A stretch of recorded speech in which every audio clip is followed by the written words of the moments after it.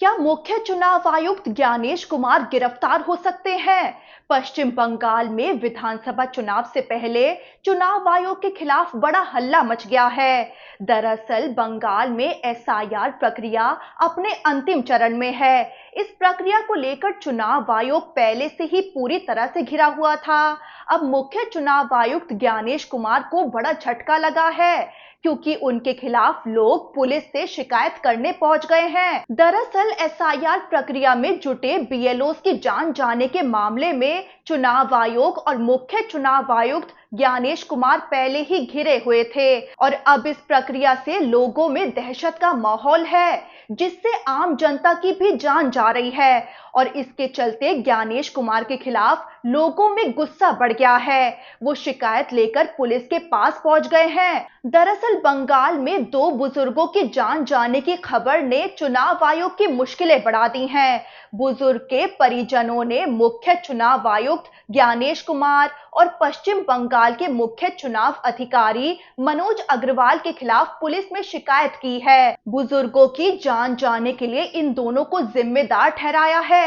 परिजनों का आरोप है कि गलत तरीके से भेजे गए नोटिस के कारण बुजुर्गों पर मानसिक दबाव पड़ा, जिससे उनकी जान चली गई। एक बुजुर्ग के बेटे ने बताया कि उनके पिता का नाम 2002 की वोटर लिस्ट में था, लेकिन चुनाव आयोग की वेबसाइट पर अपलोड हुई 2002 की ऑनलाइन सूची में नाम नहीं दिखा। इस वजह से उनके पिता को सुनवाई का नोटिस भेजा गया। नोटिस मिलने के बाद उनके पिता काफी घबराए हुए थे और तय सुनवाई से कुछ ही घंटे पहले चलती ट्रेन के आगे कूद गए, जिससे उनकी जान चली गई।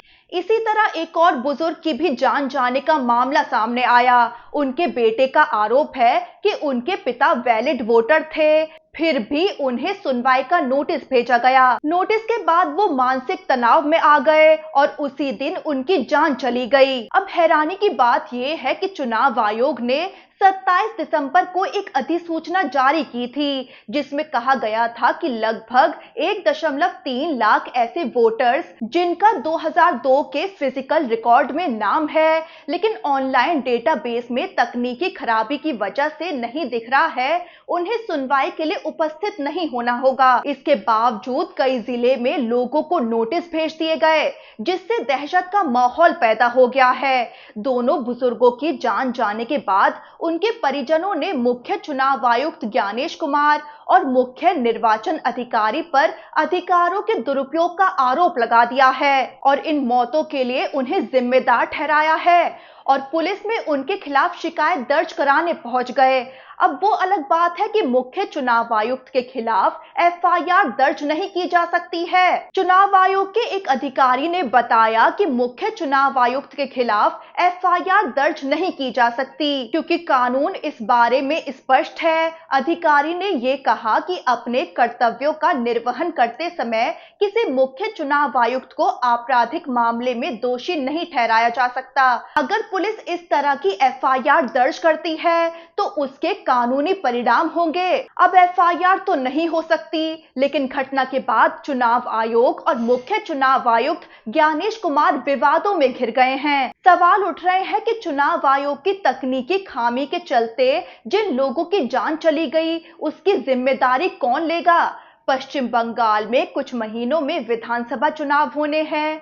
ऐसे में राज्य का सियासी पारा पहले से ही चढ़ा हुआ था और अब इस बीच एसआईआर के चलते माहौल और गरमाया हुआ है। ममता की पार्टी टीएमसी एसआईआर प्रक्रिया को लेकर चुनाव आयोग और मुख्य चुनाव आयुक्त ज्ञानेश कुमार के लिए पहले से ही हमलावर रुख अपनाए हुए है। आपको बता दें कि पश्चिम बंगाल की मुख्यमंत्री ममता बनर्जी ने बीजेपी पर सनसनीखेज आरोप लगाते हुए दावा किया है कि बीजेपी ने वोटर लिस्ट से 54 लाख वोटर के नाम हटाने के लिए एआई का इस्तेमाल किया है। ममता ने दावा किया है कि बंगाल चुनाव से ठीक पहले ये कार्रवाई नागरिकों को उनके मतदान के अधिकार से वंचित करने के लिए की जा रही है, ताकि गलत या नकली नाम जोड़कर लोगों से उनका वोट देने का अधिकार छीना जा सके। ममता बनर्जी साफ शब्दों में बोली कि बीजेपी ने एआई की मदद से 54 लाख वोटर्स के नाम हटा दिए हैं। ममता आगे बोली कि आपके मतदान के अधिकार को छीनने के लिए नकली नाम बनाए जा रहे हैं। जब आप मतदान केंद्र जाएंगे तो आपको पता चलेगा कि आप वोट नहीं दे सकते, क्योंकि उसी नाम का कोई और शख्स आपका वोट डाल चुका होगा। ममता ने लोगों को चेताया कि अपनी आंखें और कान खुले रखें, एसआईआर आपके लिए विनाशकारी साबित होगा। वहीं आपको बता दें कि ममता की पार्टी टीएमसी शुरू से ही एसआईआर का विरोध कर रही है और इस प्रक्रिया को बीजेपी और चुनाव आयोग की मिलीभगत और चुनाव में धांधली की एक साजिश बता रही है।